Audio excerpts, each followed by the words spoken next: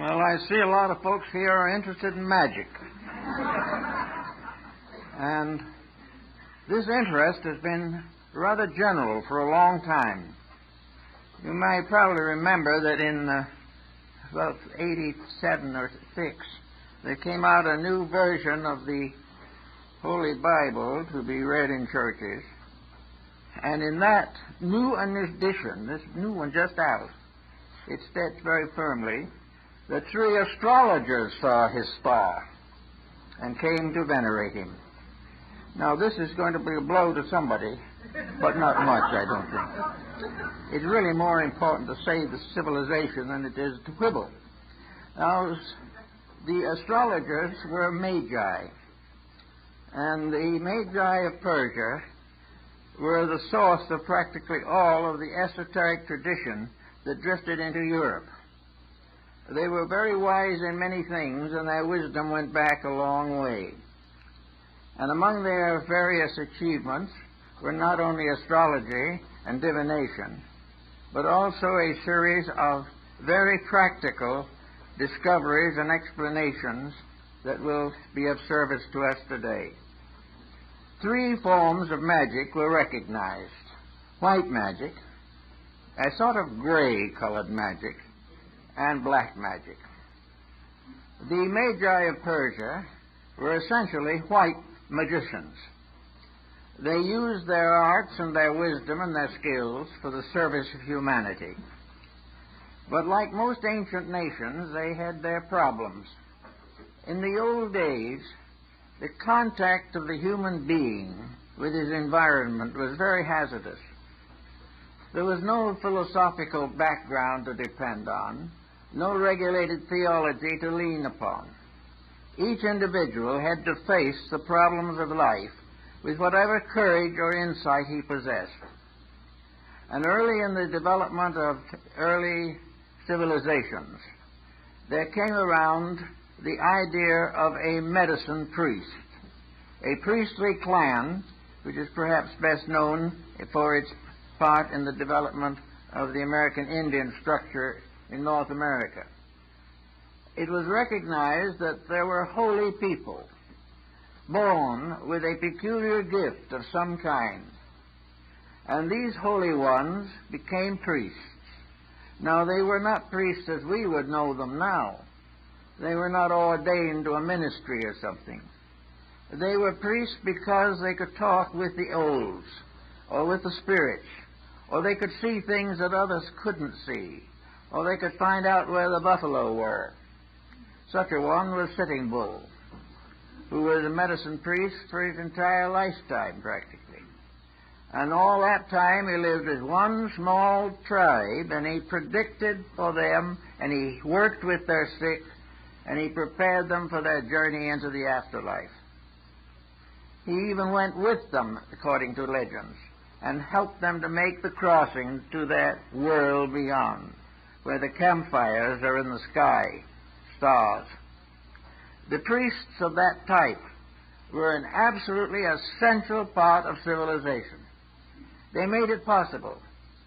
The average person was frightened. He had no securities, no protections, and no insights. He had to depend upon something, and that something was early the medicine priest. Now, the medicine priest, in turn, had to depend upon something. He had to depend either upon the insights which he possessed within his own nature, or make use of symbols and figures and signs and various talismans to enforce his beliefs or teachings. Not very long ago, we noticed in one of our prominent journals a whole page devoted to the classification of available charms that you can buy right now. These charms will do almost everything. They will help you to face the future, or they will take care of housemaid's need. Whatever you may have, you can get a charm for it. An exposition was made in London, a survey was taken, and 40% of the London school children carried charms with them every day. Now, because we still have the uncertainties, and in these critical times, the uncertainties become more immediate.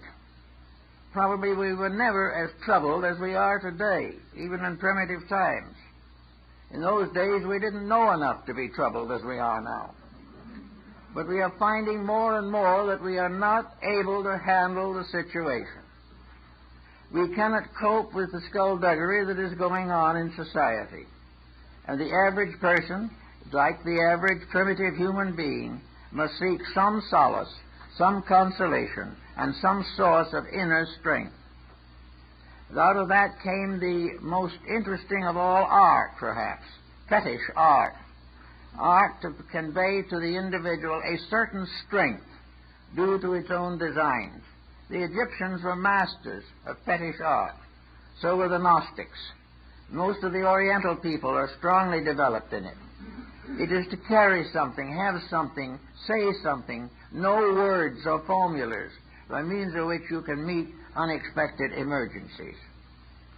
Now, the attainment of this type of security is, of course, open to considerable psychological speculation.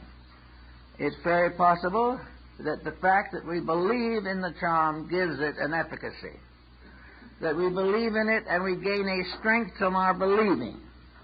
We support a weakness in our own nature and are able to face things a little better or a little more securely than we could without this symbolical help. Now, objects around the people of old days were used for making such charms.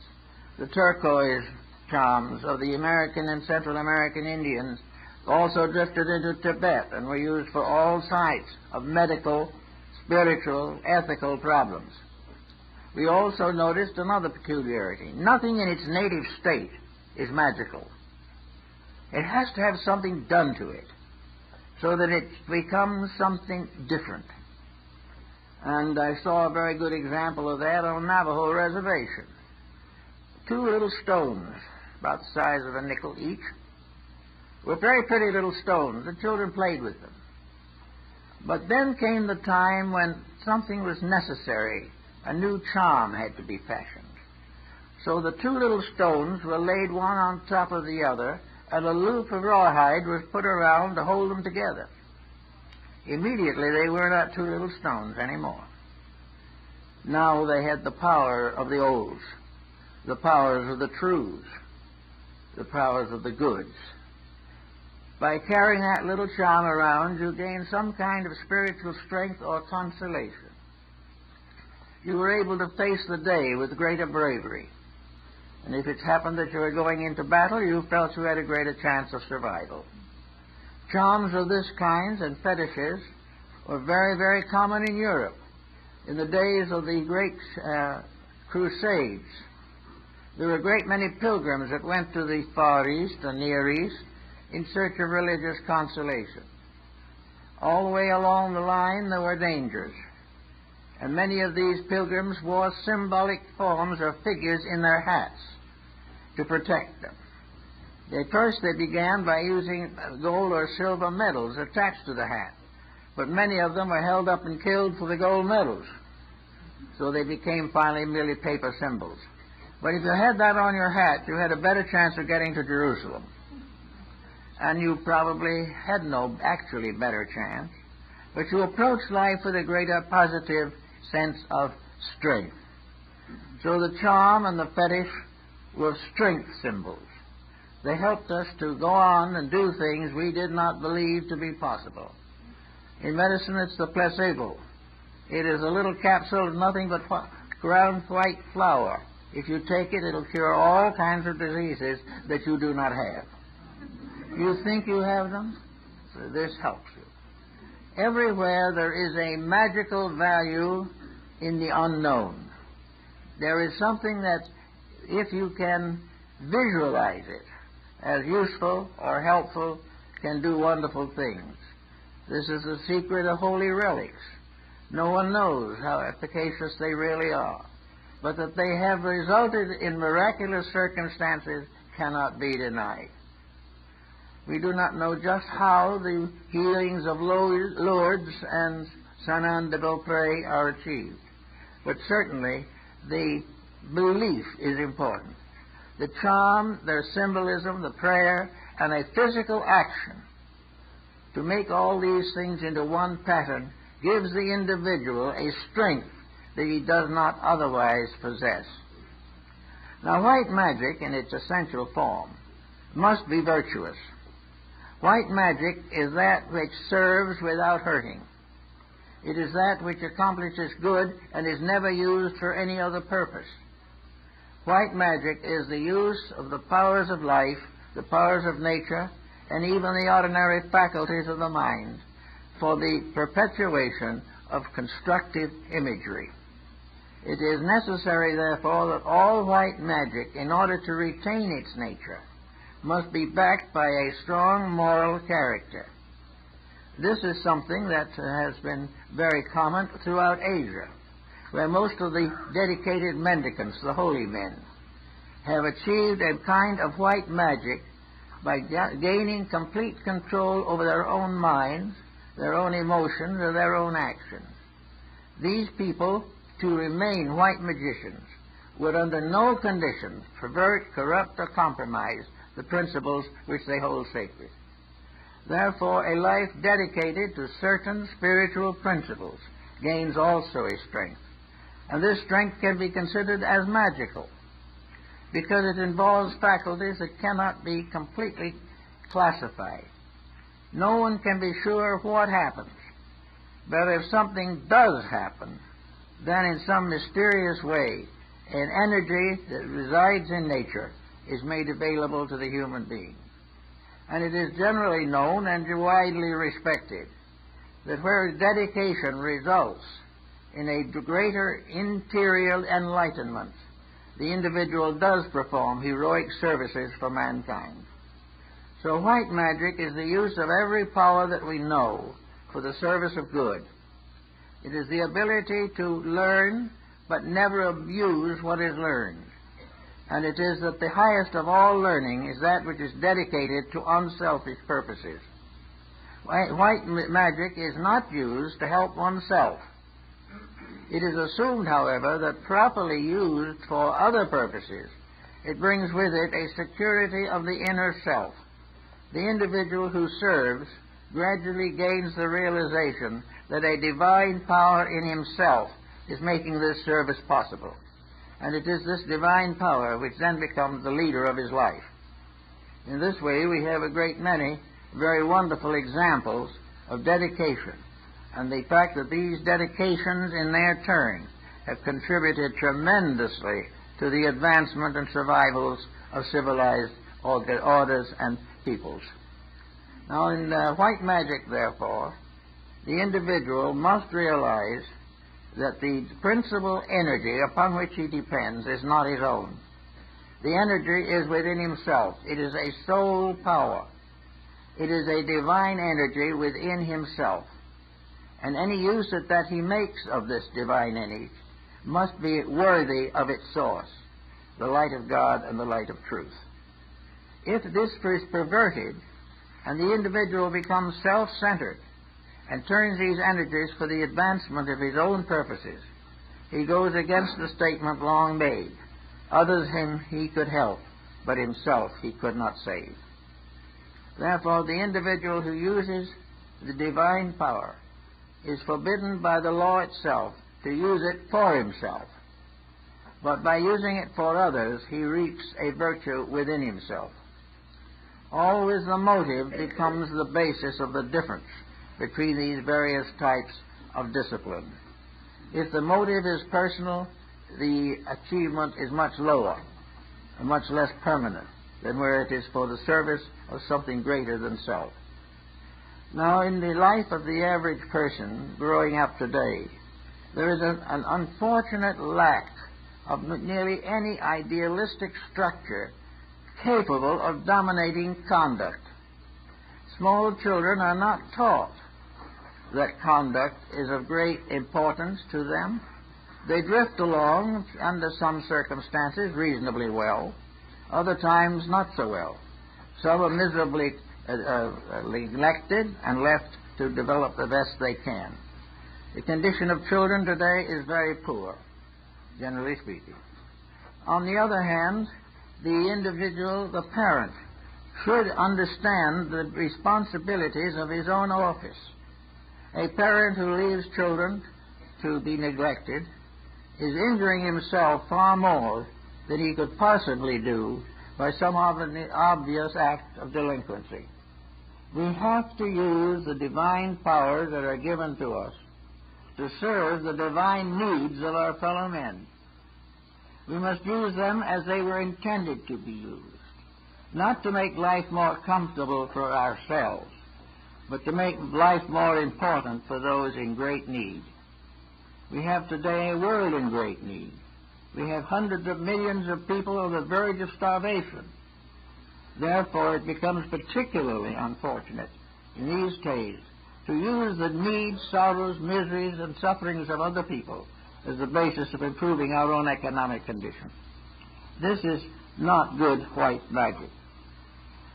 White magic is also the development of the love principle. Actually, as Plato pointed out, the end of all wisdom is to understand faith. It is to understand the real, deep relationship between the human being and his Creator. And this relationship is divine love. And this divine love is transmitted from generation to generation and from level to level of culture to become the basis of personal and impersonal affection. There is love of God, love of country, love of beauty, love of family. There are all kinds of affections, but they are all, to a measure, magical.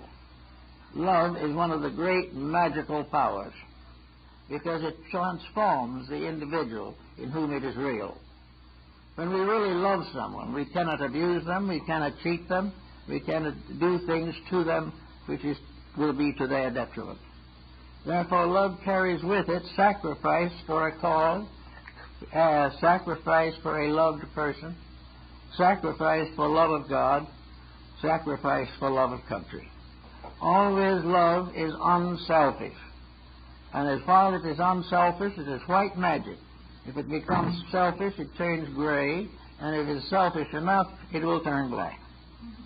But in the normal, proper way of things, it should be just a little off-white.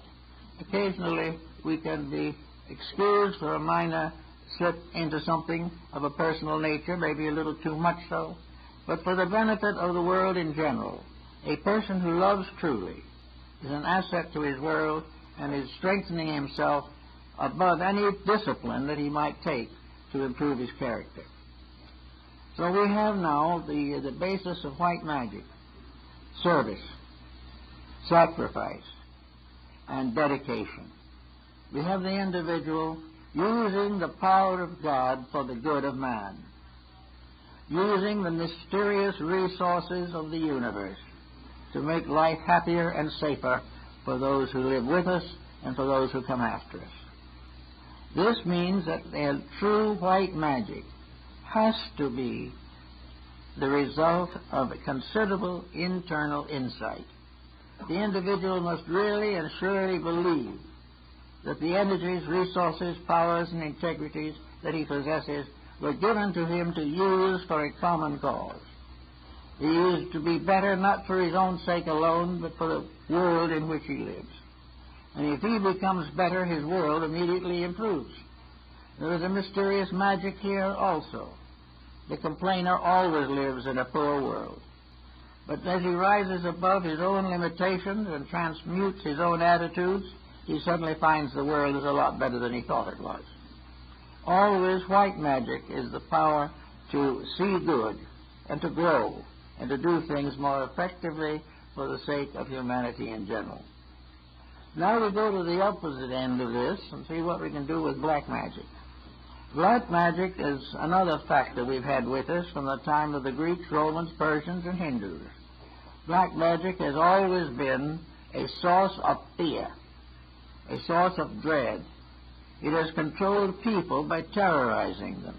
It has controlled individuals by threatening them with psychic forces or for psychic disasters.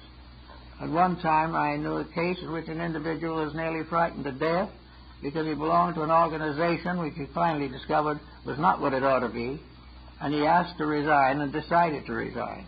and he was told by a member of the organization that if he tried to resign or left them, he would be magically destroyed. He survived it, but it was a bad time for a while. Sorcery is also black magic. In old days, sorcery was often a black magician making a circle in the earth at the crossroads of two main highways, standing in the midst of his circle and invoking spirits with magic charms. Another favorite spot for this type of activity was the local graveyard. It was always assumed that the ghosts and the spirits were available. And most of the ghosts and spirits that appear in the old books are rather unpleasant-looking figures. Some of them are actually rather terrifying if you want to accept them literally. But it is also true that these spirits and these ghostly things were part of a way of controlling people. They were terrorizing many individuals, and even today among primitive people, or semi-primitive people, this terrorizing continues. It is the individual held from the freedom of his own life by fear, by anxiety, by the belief that someone has power to destroy him. Many years ago, in several countries, there was a form of mentalism developed in which individuals took lessons in how to influence other people's thinking. All you had to do was sit very quietly, meditate, say certain holy names, and turn the attention to this distant person whom you wish to influence, and force them to make the changes that you can cause them to make by the use of magic. That went on quite a while. Exponents did pretty well for themselves. And, of course, the teachers did very well for themselves, as they always do under those conditions. And then came the deluge. Suddenly, these people who were out influencing others realized that others could be influencing them at the same time. And that was all different. We wished to influence other people to do what we want, but we didn't want them to influence us to do what they want. And so that whole group of nervous breakdowns resulted, in which individuals were frightened to death that others were using on them what they had been trying to use on each other. So this gradually faded out. It wasn't so good anymore. It became obvious that all over-influence can work both ways. And when it starts to work in reverse, it loses its interest, but becomes a source of greater fear and anxiety. Black magic is represented in a heavy literature called grimoires. These are little penny productions, most of them forgeries, accredited to great teachers of the past. One is the grimoire of St. Augustine, another is the grimoire of St. Thomas Aquinas, then there is a grimoire of Aristotle.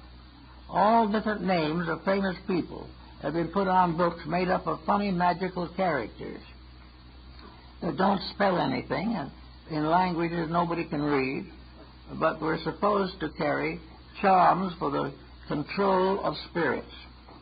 And in the black magic societies, it was assumed that there was an infernal equivalent to the divine hierarchy.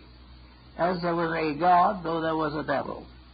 As this god was served by all kinds of angels and archangels and thrones and dominations and powers, so the infernal god was served by all forms of evil beings.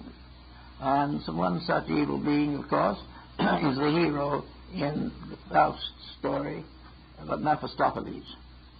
But anyway, these evil spirits became a hierarchy, and lessons were given in it, and in doing these things, and many famous people are believed to have signed pacts with fallen angels to have all the powers of the world for a certain length of time, and then lose their own souls. One who signed such a pact, according to pretty solid tradition at least, was Oliver Cromwell. And the pact ended on a certain day, and so did he. So that all these things are part of a great cycle of mystery. Now, black magic is dedicated to the concept of power without retribution. It is based upon the idea that it is possible for the human being to conceive and design and invent all kinds of mysterious things for unworthy purposes. It is possible for him to gather wealth by unfair action. And always with these things were little scribbles, little lines of mysterious characters in Greek or Hebrew or Senzar or Phoenician or something that nobody could read. Now this kind of brings something to mind that we don't think of very much. What are the great magical alphabets of today? Mathematics. All those formulas on the blackboards, on the institutes of technology, a mysterious abracadabra understood only by those who have been students of the subject. But out of these strange combinations of figures, numbers, various variations, come all kinds of strange things. From the studies of physics and biology and chemistry, there has developed a tremendous number of very strange and not necessarily very wonderful things. Remember now that the motive is the purpose, is the principal factor. Where a thing is done to help mankind, it is white. Where it is done to profit only individuals, or is made to damage some at the expense of others, it is black magic, regardless of whether it is on the level of banking or on the level of agriculture. Motive lies behind everything. If the motive is not basically good, then the individual gets into trouble. Many years ago, I was talking by a physicist from the University of Berkeley on their researches in nuclear weaponry. And I asked him how he slept at night as being part of this program. And he said very simply, he said, well, we don't have no responsibility. We invent, we don't use. If we invent it and somebody else abuses it, it's their fault, not ours. If they want to use it for war instead of for peace, we can't help it. The possibility of preventing it in the first place never occurred to him. But years ago, several prominent physicists retired rather than to go on into the type of armament that is based upon those funny little figures that look almost exactly like some of the magical characters in the black magical books of the Middle Ages. So here we have now skill. We have the ability to invent. And we think of progress in terms of invention. We are so proud of landing somebody on the moon that we can hardly wait to get them onto Mercury. We are so proud of the television that we never give a thought as to what comes over it. We are very proud of the nuclear fission and all that has to do with it. Now we're gaining an inordinate pride over all these computers that we are using for one purpose or another. Nobody, however, gives any thought to the misuse of these things. Once they are invented, you can't take it back. The Egyptians and the Greeks had a lot of knowledge of these subjects, but they gave this knowledge only to initiated members of their esoteric bodies. And they held those initiates under the strongest obligations. One single slip of the tongue could cost the initiate his life if he was dedicated to the service of the temple. For his antiquity, it wasn't what you discovered, it's how you used it that determined what kind of a person you are. It wasn't the fact that you were famous because you discovered something. You were famous because you contributed to the common good. That it was a better world because you had lived in it. If that's true, you had a right to have a statue in one of the present public buildings, but not simply because you discovered a better weapon with which to kill somebody else. So black magic is the abuse of knowledge, the abuse of the energies of life, the perversion of the principles of science, medicine, law, or religion. Black magic is the use of those values which are divinely available to us, for purposes contrary to the will of God and the need of humanity. And where this happens, there's going to be trouble. There's going to be trouble because you can't break rules without hurting yourself in the long run. So here we now have a world which is largely dominated by the abuse of privilege, energy, and opportunity. We have a world made up of people who do not care what the consequences are. The only thing they want to do is to make an unreasonable profit over what they discover. Narcotics addicts are perfectly willing to buy their necessary drugs by making new addicts. They don't care. But they're laboring in a universe which is not very kindly to those types of attitudes. Somewhere the disaster happens. We cannot abuse privileges without ultimately suffering physically, morally, mentally, spiritually, and also bringing down our own civilizations in ruin. So the black magicians now probably are mostly in the fields of higher learning. We have an occasional black magician who tries to become smart, has a little circle and a few followers, but doesn't amount to too much. But these great black magicians, these great economic speculators, these tremendous perverters of knowledge, these are the things that worry us. Because we are given things without being given any wisdom to use them. What have we done with these things, and why do we talk about progress? Why do we say that we are the highest intelligent creation that ever existed? Simply because we are scattering death about the world. Why do we insist upon thinking that there is no responsibility for our conduct? It may be true that the laws of the nation cannot reach us, but the universal law will not forget us. And when the time comes, it will do what is necessary to correct some of this condition. Actually, therefore, I think our main problem is to transform certain black magic into white magic, if we can. White magic is usage. White magic is direction of usage.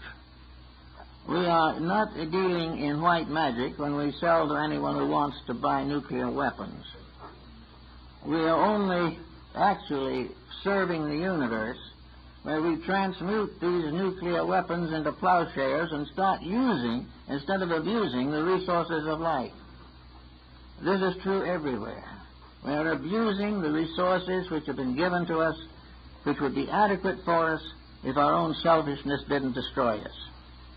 So black magic, in fact and reality, is the use of power to hurt.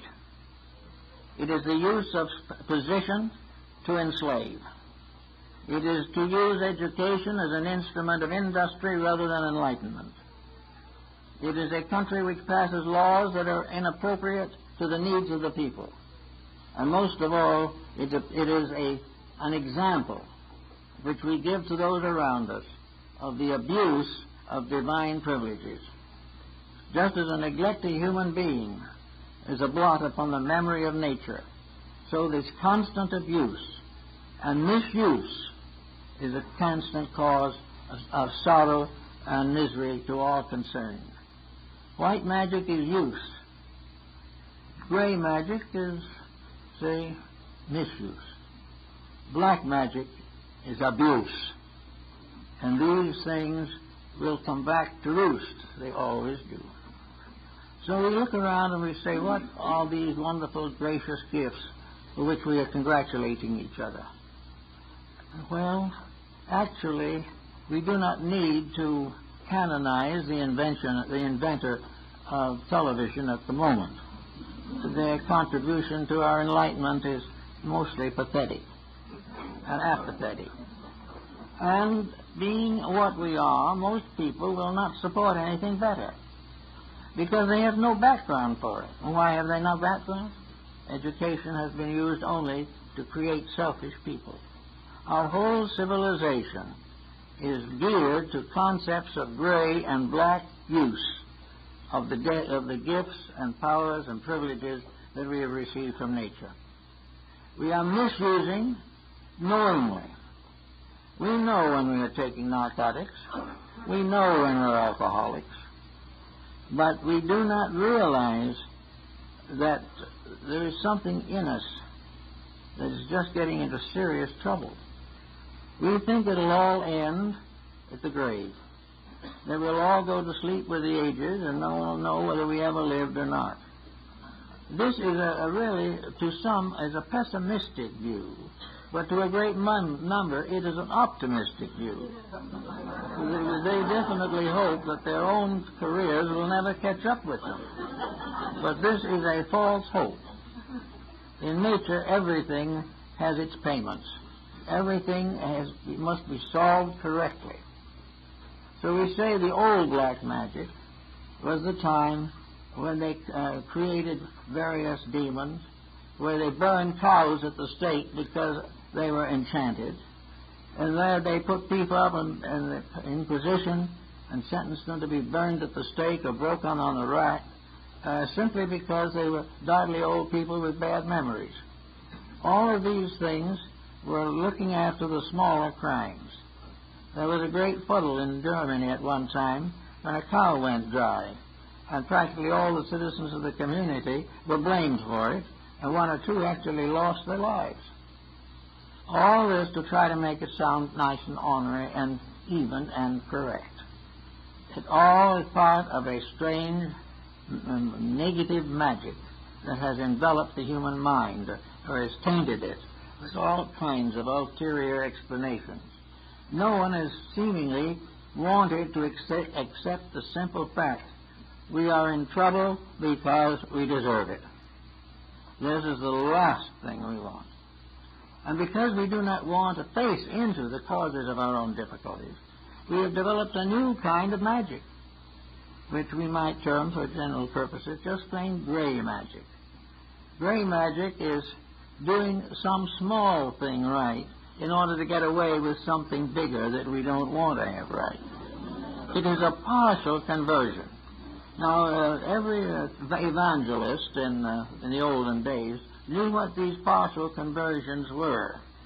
The individual came down the sawdust track, in great humility, wailing with mishaps that were happening to him, accepting blame for everything he'd ever done, and praying for forgiveness.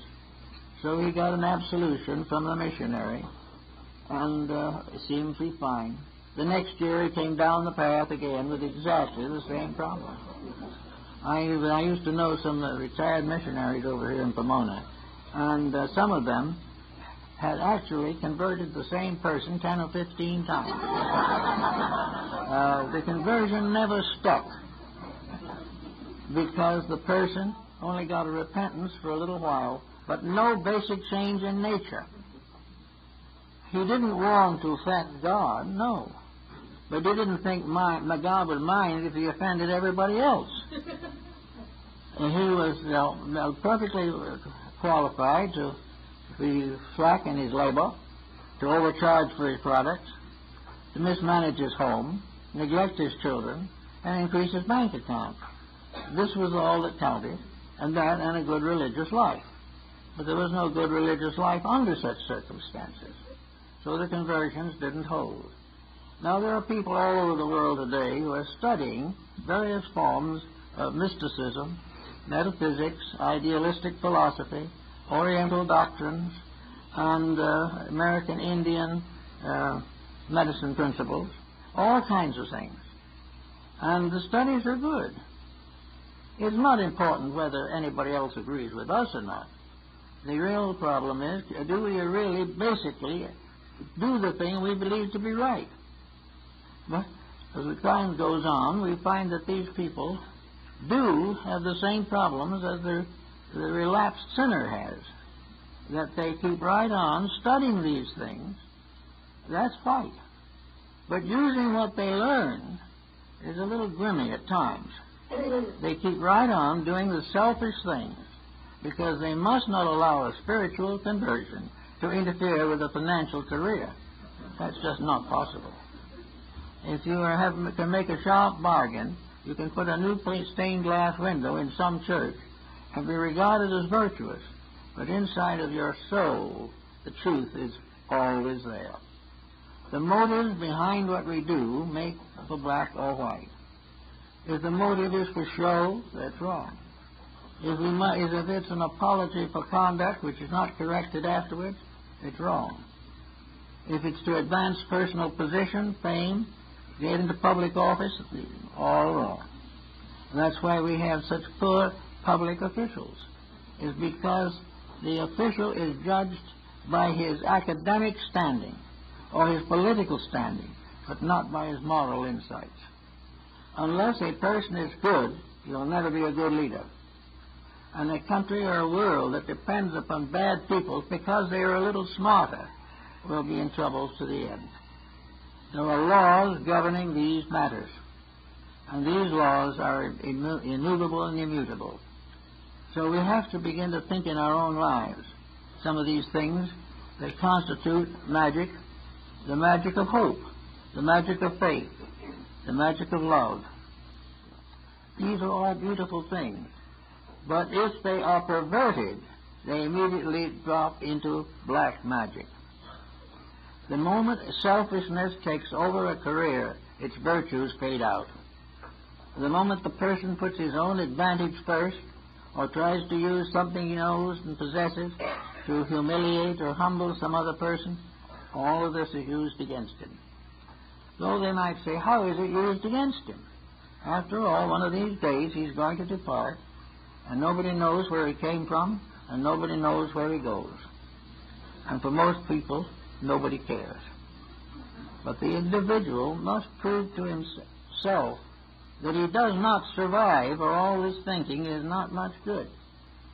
If there is life after death, and the general consensus of opinion is that it is probable, there are only two ways in which we think of it, either as punishment or as reward. In black magic, the punishment is clearly shown. Every black magician must end by being dumped into the hell of his own devising. Every black magic formula, when its virtues are exhausted or its powers are limited, becomes the beginning of eternal damnation. The black magician doesn't labor from any false understanding. He knows that he's going to be like Faust in the story. He's going to have 20 or 25 years of the good life, and then he's going to be turned over to eternal punishment. Now, this is an interesting thought. Nobody probably care much about that today. But what about narcotics? The individual who is in drugs is going to have highs and big moments for a few years, and then he's going to become a complete wreck. And no one knows what's going to happen to him after he leaves here. He is doing everything for this one great high. Well, that is very common in black magic. The success of the moment, the wealthy marriage, the big settlement, the tremendous raise of price of values. All these things are the big highs for which nearly everyone works. Nobody seems to pay any attention to the deep lows. When it comes to the low, the individual is assumed to gradually disappear, and we don't hear of him anymore about him. But the old process goes on just the same. Of consequence. I think that the philosophies of old were much better to help people to live than the one life doctrine that we have been nourishing so arduously recently, if we nourished anything. Of course, even materialism is not generally popular. Everything is questioned. And the most common question is, where do we go from here? A lot of people hope that we don't go anywhere. But it's so possible that they could be wrong. And if they are wrong, they've made the biggest mistake of all. And this is the mistake for which very few people are prepared. Therefore, the virtuous life, not a virtue in the sense just a plain lip goodness, but a deeply integrated, dedicated life, won't do any harm if there is no immortality, and will do a great deal of good if there is immortality. Socrates pointed this out very clearly. He would either go into silence forever, or he would find the answers to the questions that had never been answerable in the material world. So, a lot depends on what we think about that. I would say, generally speaking, that the average person is not really in very good condition to pass on with his present attitudes. Something has to be done about them. Now, the point of value is that whatever he does that improves him now. He doesn't have to wait till he's dead to get his reward. Integrities enrich character here and now, and the absence of them is a cause of constant consternation and dismay. Therefore, white magic is something we should all definitely try to contemplate and cultivate. White magic is the individual using the divine powers bestowed upon him by an infinite life for the glory of that life, for the good of all creatures, and for the fulfillment of the daily purpose of human existence. We are here to do things that are worth doing, and whether we're remembered for them is not important. The thing that is important is the growth we make within ourselves. White magic is the basis of growth, and black magic is the basis of decay. That which neglects to grow falls behind. That which does not become better must inevitably become worse. So we have a span of years like the mystery temples and schools of antiquity. We are all being initiated into a universal wisdom. It is around the corner. We have carefully avoided it. Why? Because it interfered with human purpose. Our whole idea of greatness was in terms of architecture and statuary. We wanted to have a statue in the Forum, and someone said to one of the Roman emperors, why is your statue not in the Forum? He said, well, I think I would rather that people ask why my statue is not in the Forum than ask why it is. And that's a good answer to a good question. But we are all interested in things that are not permanent. We all hope to get the house paid for before we go. We all hope to leave something to the children. We all do all kinds of things, but we do not really plan a life. We do not make a way of growth. We do not make sure that children are worthy of what we leave them. We are not sure that they will do better with what we have than we have done, which may not be very good. Everything is neglected in principle. And where success is achieved at the expense of principle, it's black magic. And black magic is punishable, not by the courts of law, but by the divine tribunal, or rather by the actual energies themselves that are locked within the living creature. We are all of us given a certain allotment. We have a life allotment of energy to do what we can for all we can while we're here. The idea of wasting this allotment in Las Vegas or something of this kind is very unrealistic. How can we really look around us today and say that we are better than our ancestors? We have in the last 50 years caused more trouble for ourselves and each other than occurred in the previous 2,000 years, because we have greater privileges. We have greater skills. We have greater knowledge. And always the greater evil comes from the abuse of the greater good. So we are now in a very shaky spot. Already we begin to see the ghosts of compensation and retribution arising. We have neglected the realities, and wherever this is happening, we have fallen into black magic. We are also always aware of these false leaders that have led us to punishment and led us to death and war. But in our own little personal lives, we are leading ourselves in the same direction. We haven't the courage to stand up for principles. And if we do not stand up for right principles, we will fall under the penalties of the abuse of principles. Now, this is not punishment in the ordinary sense of the word. It is not something waiting to hurt us. It is not something that says an eye for an eye or a tooth to a tooth. It is not that at all. Compensation in this case is the inevitable reaction of action. It is the law of energy and motion. It is part of the principle of existence, that as we use, so shall we benefit or lose ground as a result of wrong conduct. We are here with an allotment. If we waste our substances or corrupt them, it is not a God that punishes us. It is the disintegration of our own character that punishes us. It is the fact that we become victims of habits and circumstances that are wrong. The rise of crime in the last 50 years is not necessarily due merely to the fact that the law courts are negligible. The rise of crime is due to the fact that more people are abusing more principles for personal greed. This is the problem. And where are the educators? Why are we so proud of the individual who can speak Mongolian, but have no time to waste on an individual who can make a constructive contribution to society? Why are we so proud of ignorance? Most of our problems today are the consequences of black magic taking over the school system. The school system is now used simply to prepare more people to make the same mistakes we are making.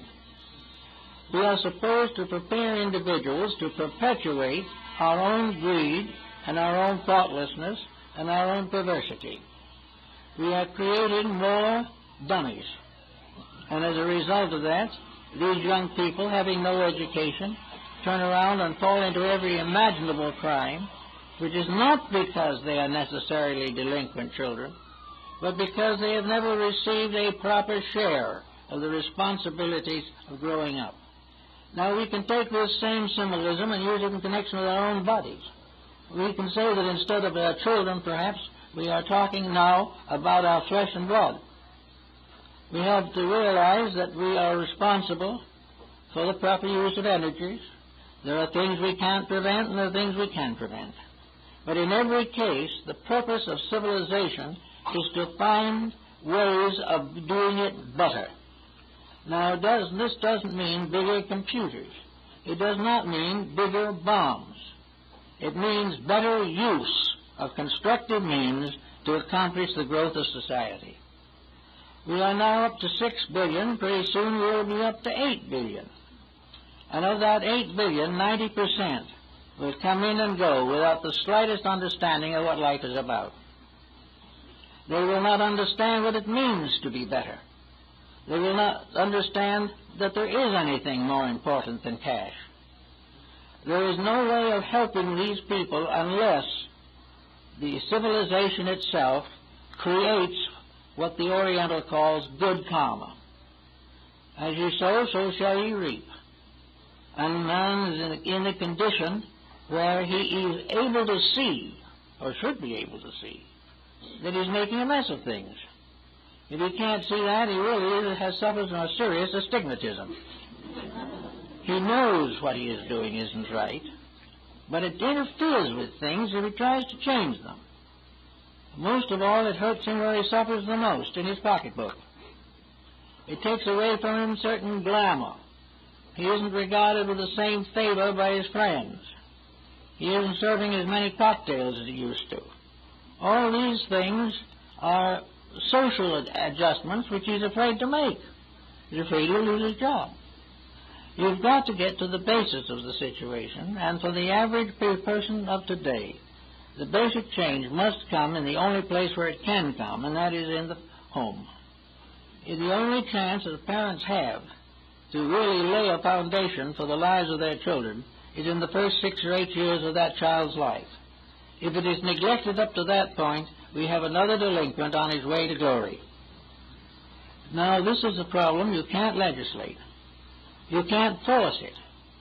But the problem, as the early educator, Comedius, put it well, that the most important school in the world is at the mother's knee. As the child receives enlightenment and correction in the first years of life, so it will be. Now we're going a little further into this matter. We're beginning to realize that this example goes back beyond birth, that the child begins to take on the world the moment it exists within the mother's womb, that all habits, attitudes, and ideas of the parents will affect the child long before it is born. This prenatal influence, as it is now generally referred to, is real. And if this prenatal influence could be changed, probably 75% of juvenile delinquency could be cured. But in order to change, the individual has to live a better life before the child is born, has to have a better consciousness of values when it establishes a family. And all these things interfere with fun. Actually, also, this type of fun interferes with survival. So we have a lot of things to think about in the use of these mysterious psychic forces, energies, these powers which we use in the directing of magic. Magic is nothing but an actually normal process in nature. Everything is magical. The growth of a flower is magical. The singing of a beautiful song is. The creation of a great work of art. All of these things are part of a divine magic. We see that magic in the perfect formation of the wings of a butterfly. We see this in the scene by the riverside. We see it in the moving streams and in the clouds. Everything we look at, there's something beautiful, something wonderful, something significant. And even the adversities of nature are still magnificent. Even though we cannot appreciate all of them, for the most part, we live in a world that is kind to us. Having this type of world, why can't we perpetuate it? Why cannot we continue to build a civilization that is worthy of the material that has been given to us to work with? Why do we have to struggle year after year to get peace between countries or to get peace between gods? Why do we have to fight so hard to use energies which were intended and created for the purpose of contributing to beauty and well-being? Gradually, for some unknown reason, hard to diagnose, we've become supremely selfish. And every selfish person falls into black magic in one way or another. Can't avoid it. Because selfishness puts our personal desires in front of all other considerations in life. And the more we do that, the more trouble we'll be in. So we can say what is gray magic now for just a few minutes. Well, gray magic is a kind of middle distance in which an individual can have a smug sense of righteousness while they're doing wrong. That they are just so perfect they can hardly stand it, but nobody can live with them. Gray magic is the realization of duty, but duty done so painfully that no one wants it done. It is actually the problem of covering a great deal of deficiency by a kind of light glamour of I did my best. I tried hard. And everyone else suffered more than I did while I was trying. So we have people who are just trying to be good and making a miserable job of it. And it also seldom if ever really cleans up a disposition. The individual trying so desperately to be good may be the worst critic in society. They're always finding something wrong with others and giving thanks they are not like others. And the others wish they were anything but what they are. So gray magic is covering a deficiency without admitting it, or by passing over it lightly. The individual says, well, I can't be all bad, I pay all my bills, and I don't go in debt, or my wife and I go to church every Sunday. All these things sound as though the individual was doing pretty well, but he doesn't mention on the side that he's foreclosing a mortgage somewhere. That's just plain business, you don't count that. So that the gray magic is a person who may in some things actually behave pretty well, but is covering up something that he doesn't want to change. He doesn't want to be unselfish. He'll be a little bit unselfish. He'll buy a couple of tickets to the fireman's ball or something.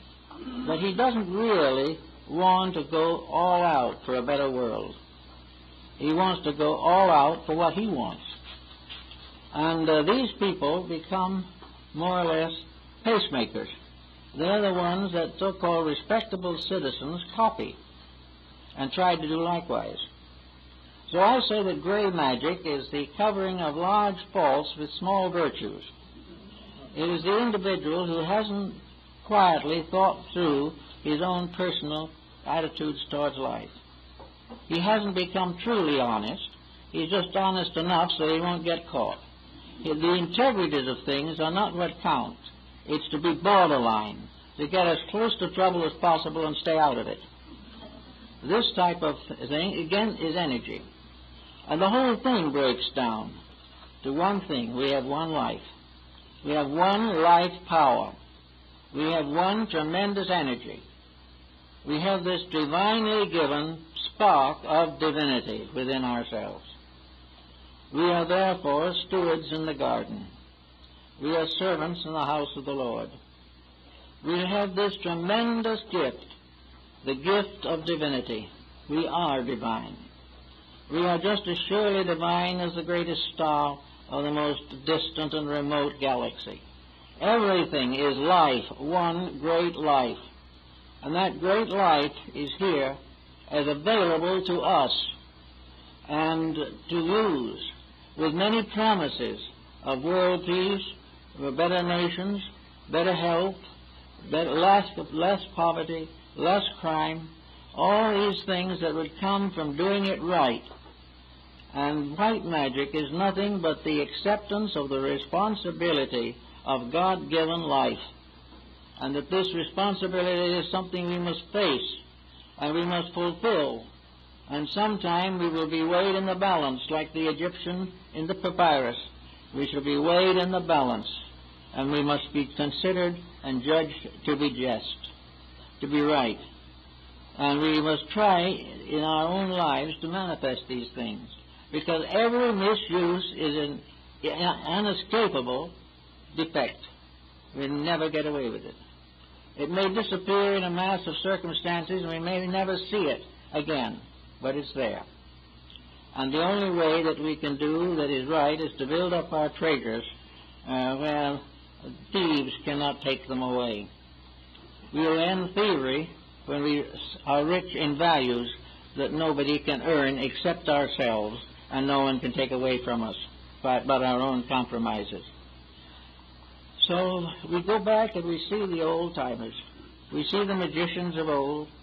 We see the old witch doctors mumbling with their bones.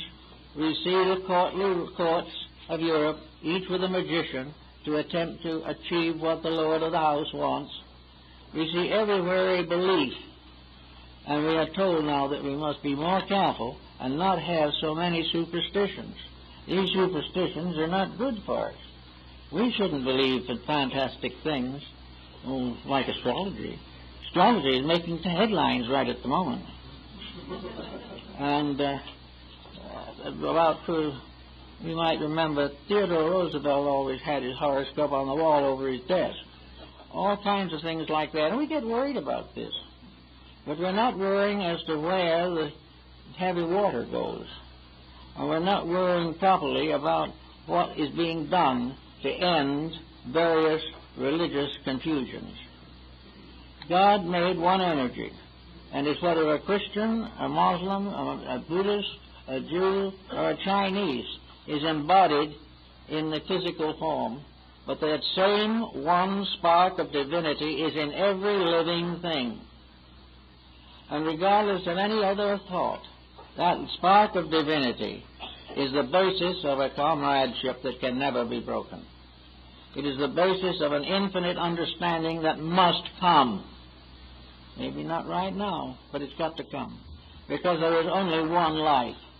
There isn't one life for one sect and another life for another sect, nor is there a God for one sect and another sect. There are 72 names of God, but only one God. Everywhere We must find these values that are deep enough to rescue us from the small, petty injustices that we constantly wreak upon each other. We've got to find out the facts of life. And where we will pick up a dish of food to eat, this is magic. The digestive system is a mystery we can't solve very easily. We get explanations, but there's still a lot of it we don't understand. We don't understand the life in food. We know it's there. We don't understand why the alchemists, searching for the mystery of the transmutation of metals and elements, finally came to the opinion that Paracelsus held, that the digestive system of the human body is the perfect example of the transmutation of metals. All these things we have. We have all the evidence necessary to solve most of our problems. We won't understand everything, but we would be able to make such improvements as would put a world into existence that we have never thought even possible. But we just drift along, toying with the small circumstances of life, wasting time.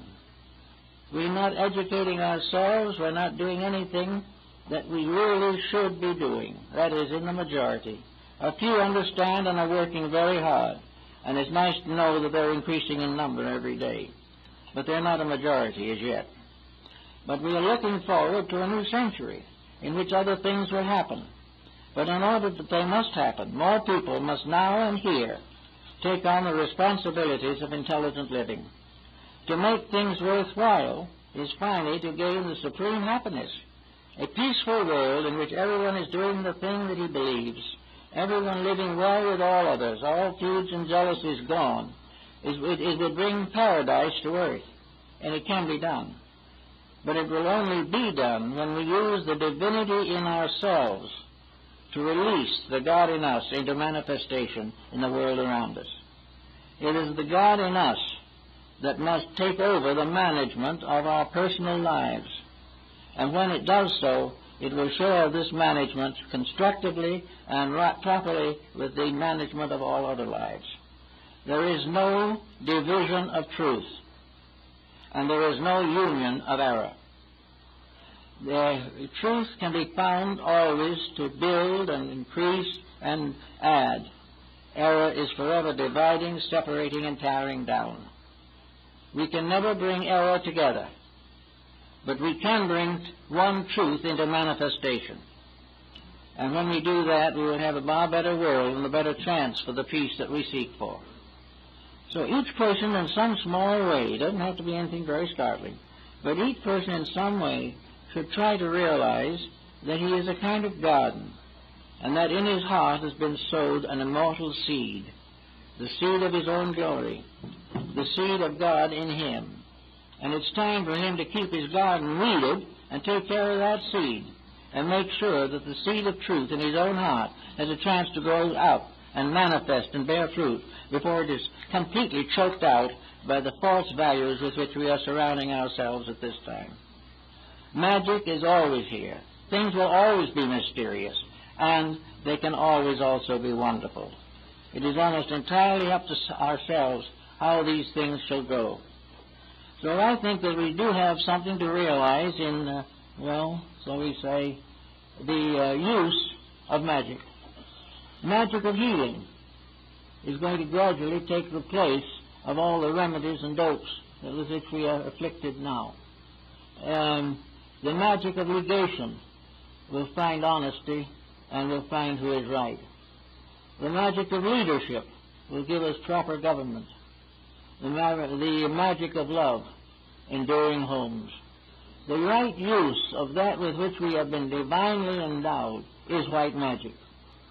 It is to do that which was intended and to be rewarded as good and faithful servants instead of allowing ourselves to be kicked around because we reject the very values which would give us permanence. I think we have all this to think about as we come to the end of the century. We have all this to think about as we pass through the years of our own lives. The great magic is the magic of transmutation and transformation. And the Rosicrucian mystics held this to be divinely true, and so did Jacob Boehme, the great German theosophist. It is that the redeeming power, the transmuting power, of love will make all things well, and the poison of hate will gradually cease to dominate in human concerns. But we must change. We cannot have hate and love at the same time. In the Persian mysteries, the two great deities, Ormuzd and Ahriman, were the good and evil principle, the god and anti-god. Actually, in the mythology, they were brothers, born of the same parents, one to save and the other to destroy. And this peculiar symbolism goes down through most of Persian philosophy. But in the end of it all, the brother who was evil, Ahriman, comes back to his brother, almost, and bows before him and kneels before him and says, I now have had my fill of this. I know you were right. Therefore, I surrender my separate power and return it to you where it belongs. And it's the same thing we have. There is a seed within us of self and not self. There is something that has to do with the better part of ourselves. Then there is something that has to do with our appetites and our desires. Ormuzd is the better self. Ahriman is the false self. And after many incarnations and embodiments in which evil tries desperately to destroy good, well, the city of Babylon seems to rise triumphantly over the city of God as described by St. Augustine. In the end, all that is wrong comes and bows before all that is right and says there is but one God, and that God is love. And we might as well begin pretty soon to find these things out. We consider ourselves to be educated people. We believe we know a lot, but we do not know enough yet to be truly kind in the big emergencies of life. And we do not know how to keep faith in the little things in which we could, if we only thought a little, improve our lives, strengthen our homes, and reduce many of the difficulties from which we suffer. We could end waste. We could end privation. We could end all these things if we gave the divine spark that ensouls us the right to fulfill its purposes through the personalities which we call ourselves. So with that type of thought in mind, I think maybe we can all be a little bit better magicians in transforming the negatives of life into something beautiful. A wave of the wand and the flower can bloom. And it is up to us to make sure that in our lives and hearts we are faithful servants of the Spirit in us, that internal seed which wants to grow. And until it has a chance to grow, we will never have any peace in our own lives, and nor will we have any peace in the outside world. That which was created in us flows through us into all others, and the Word that was made flesh becomes the Word that is made soul, and as soul it becomes the universal healer, the medicine, the hope of nations. Well, I guess that's it, folks. Now, I'd like to take this opportunity to mention that at 7:30 tonight,